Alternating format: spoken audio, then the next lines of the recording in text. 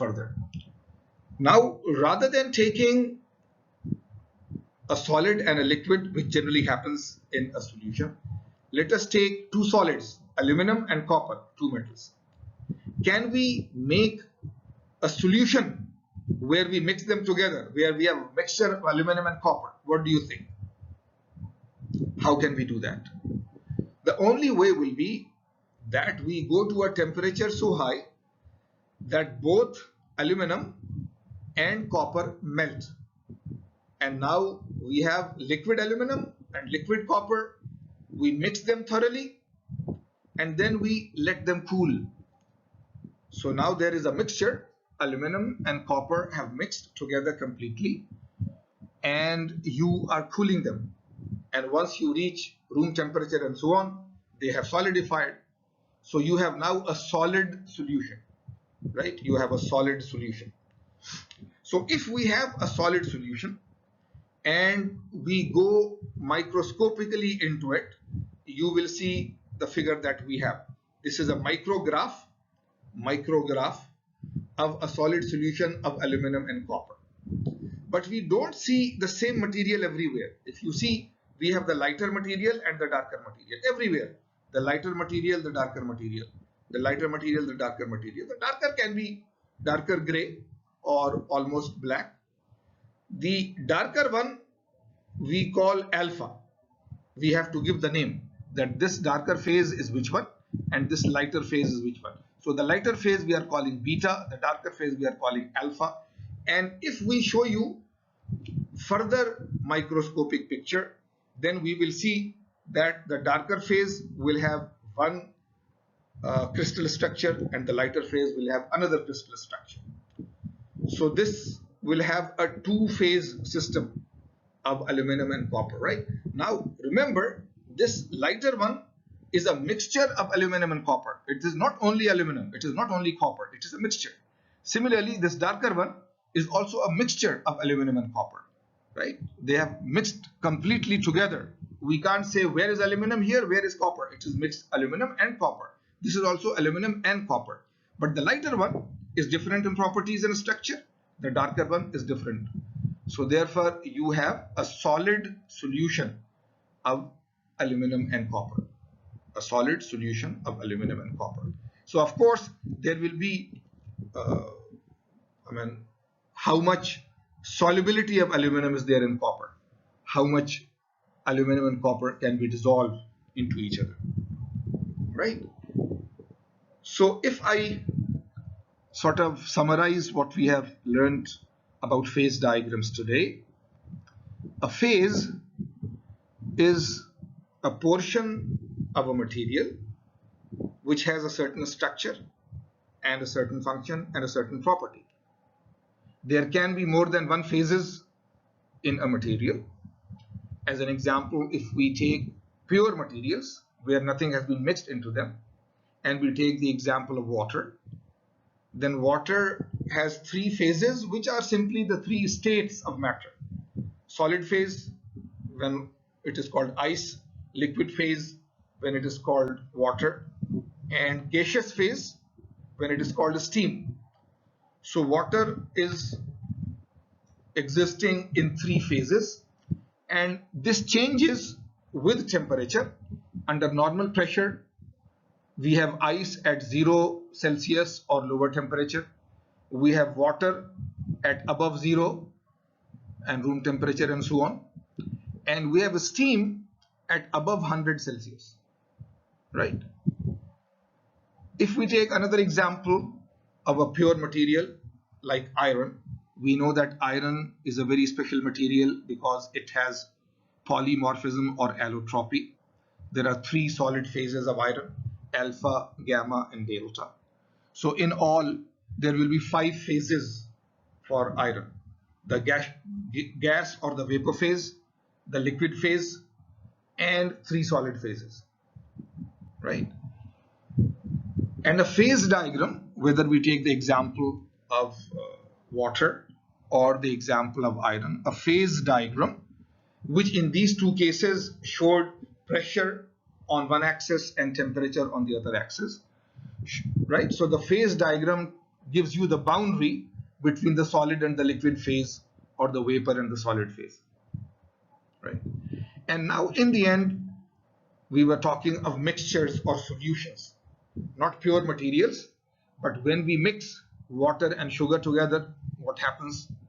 Sugar can dissolve in it, and we can add more and more sugar, and it keeps on dissolving until a solubility limit comes.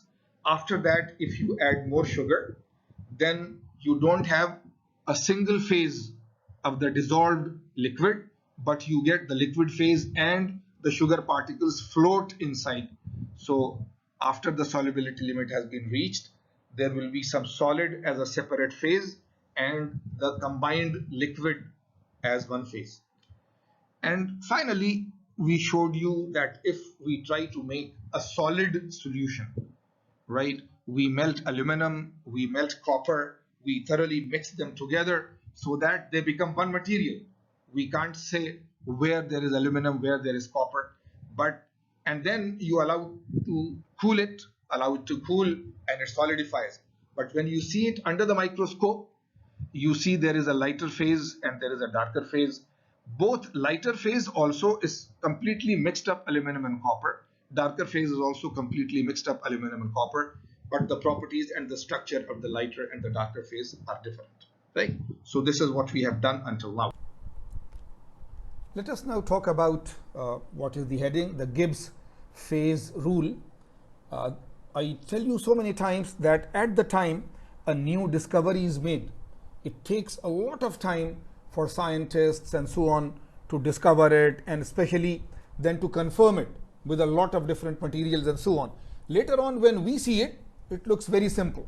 So Gibbs phase rule is one of the prime example. The scientist is of course J.W. Gibbs. The equation is P plus F is equal to C plus 2. The P is the number of phases that coexist. F is the degrees of freedom. F is the degrees of freedom. And C is the number of components. C is the number of components. Now, number of components, we will see, I mean, in a water system, how many things are there? It is just water. But if I have dissolved, say, sugar in water, then there is sugar and water, two things and so on. Degrees of freedom is the number of variables that can be changed without changing the number of phases. And these variables on a phase diagram are pressure, temperature, and composition.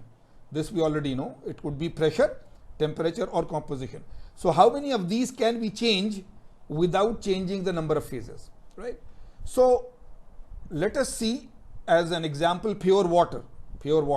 And at the triple point, remember, at the triple point, the three phases coexist. Solid, liquid, vapor coexist at triple point. And the component is only one component, it is all water, whether it is solid water or it is liquid water or it is gaseous water, water vapor, it is still just water. There is nothing else. So in this, right,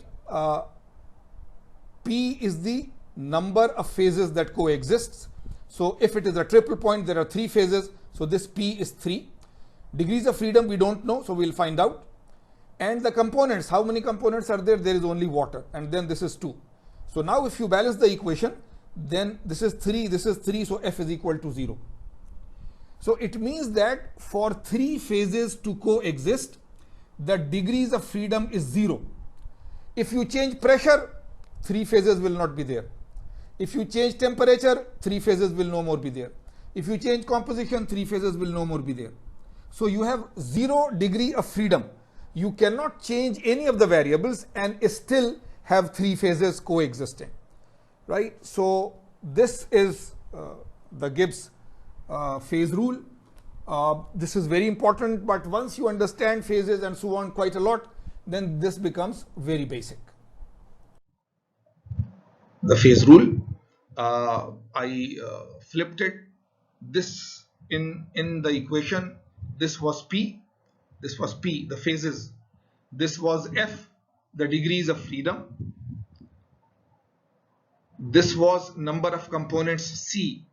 So when you will look into the notes, this is P, plus F is equal to C plus 2.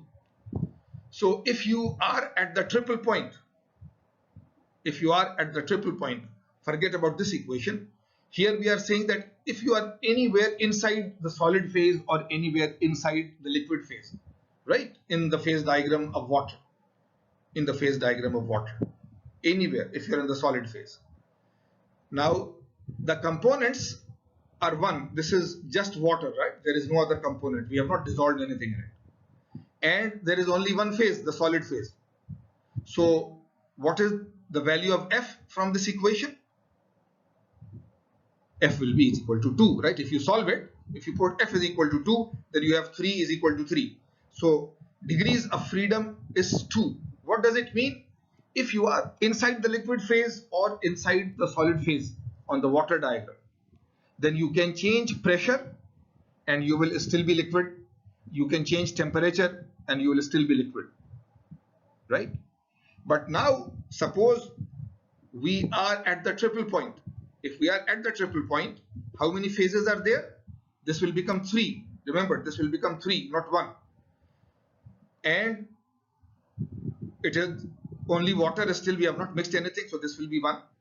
So what will be the value of F? If this is 3, then this is 3, this is 1 plus 2 is equal to 3, so F has to be 0. So if it is triple point, then that is happening. So what does it mean? At the triple point, if you change pressure, you don't have the triple point at all, right? If you change temperature, you don't have the triple point. So you have 0 degrees freedom. You can't change temperature or pressure and still have the phase diagram. So this is the Gibbs equation. This tells you the degrees of freedom, right? So this is just one thing. We will not use this equation for any calculations, but this is just one equation that we want to understand. Let us now try to move on. So you see, now we are talking of something new called a cooling curve. A cooling curve, right? If you can read through the slide, phase transition. Phase transition means when the phase changes, when it changes from liquid to solid, and it changes from solid to gas, right? A phase transition happens. And a cooling curve simply means that whatever material we have was at a higher temperature and now you are cooling it, right? Cooling it. So any diagram where we talk about a higher temperature going to a lower temperature. For example, right? When we talk of water, if we take ice from the refrigerator and put it in room temperature, what are we doing? We are heating it. Ice was at -2, -3 Celsius in the refrigerator. When we take it out and put it in a plate in room temperature, we are heating it to roughly 25 Celsius. So what starts to happen? It starts to change from the solid to the liquid phase, and after some time you will see that all the ice has melted into water. You take some water, put it into a pan, put it onto your stove burner, turn the heat on, the temperature starts to rise, and after some time water starts to boil and steam starts to happen. So again there is a phase change. The liquid water changes into steam, the vapor phase. Now this process was heating, right? You were increasing the temperature. So when you increase the temperature, solid changes into liquid and liquid changes into vapor. But suppose we have a steam and we reduce the temperature. So we are now cooling it. We keep on reducing the temperature until it starts to become liquid. So the vapor steam will change into water. If you keep on reducing the temperature, reach 0 degrees Celsius, the liquid water changes into solid ice, right? So cooling curve will be that if you have already reached a higher temperature and if you start cooling, then what happens? So let us go to the next page and